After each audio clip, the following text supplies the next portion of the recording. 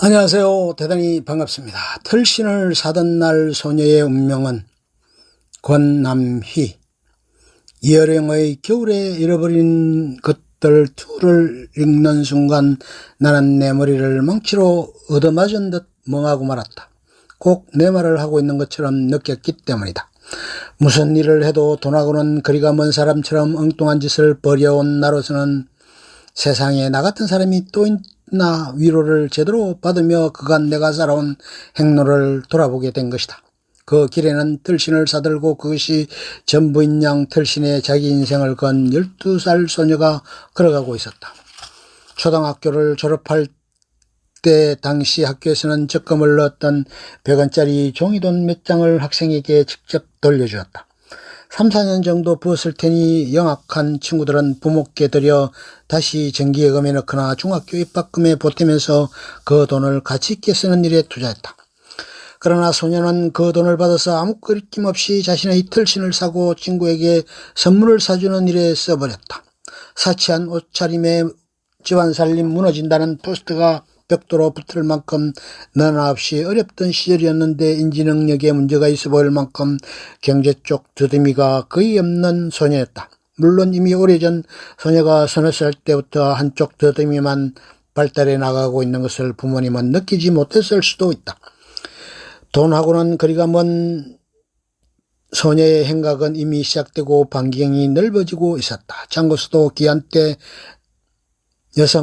여학생 잡지를 사고 LP판을 사모으는 일, 친구들은 부모님 소원대로 교사 직업을 갖기 위해 교육대학이나 사범대학 합격에 온 신경을 집중한 채 영어 수학 학원도 간신히 다니는데 미술학원 등록하고 미술 도구 들고 폼이나 잡던 소녀가 학교에서 인정받을 수 있는 것은 별로 없었다. 학교 성적은 신통치 않으면서 잡학책들을 사들였는데 부모님은 소녀가 무엇을 사든지 학교 생활이나 공부에 관련된 것이려니 하면서 견뎌주었던 것 같다. 특히 소녀의 아버지는 러닝 셔츠와 삼배바지 2개로 여름 농산일에 몰두하면서 소녀가 무언가 사야 한다고 돈을 요구하면 아예 묻지 않고 돈을 주었다. 언제든 나련히 기다려 주었는지도 모른다. 대학생활도 마찬가지여서 소녀는 생활감각 부문에서는 전혀 나아지지 않았다. 오히려 고독감으로 더 침잠되어 요절한 천재예술가들의 생활이나 염담하는 시간이 많아졌다.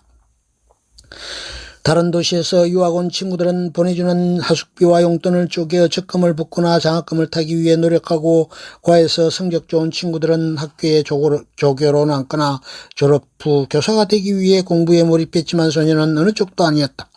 공부가 신통치 않았으니 교사는 꿈도 못 꾸고 하숙을 하며 혼자 지내는 시간이 많아지자 학교 도서관에 나가 잡지책이나 읽고 친구들 사진이나 찍어서 인화해주는 일을 취미의 생활로 삼았다.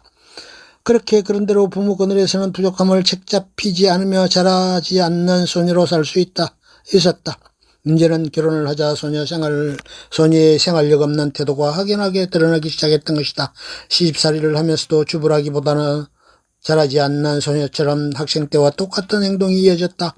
사업 실패로 살던 집도 처분하고 새를 살고 있던 시집 환경이 어떤지 의식을 하지 못했다. 복학생 남편 뒷바라지는 관심도 없고 시를 쓰고 소설 공부를 한다며 문화센터에 등록하고 오로지 읽고 싶은 문학책 사는 일과 책꽂이에 책을 채우는 일에 몰두하니 시부모님은 한눈에 자라지 않는 소녀의 정체성을 간파했다. 시어머니와 시누이들은 오는 끝에 경제권을 맡기지 않았고 소녀는 경계 대상 1호가 되었다. 살림은 시부모님이 맡고 가재도구를 사거나 심지어 집을 살 때도 자라지 않는 소녀는 당연하게 의논 대상이 되지 않았다.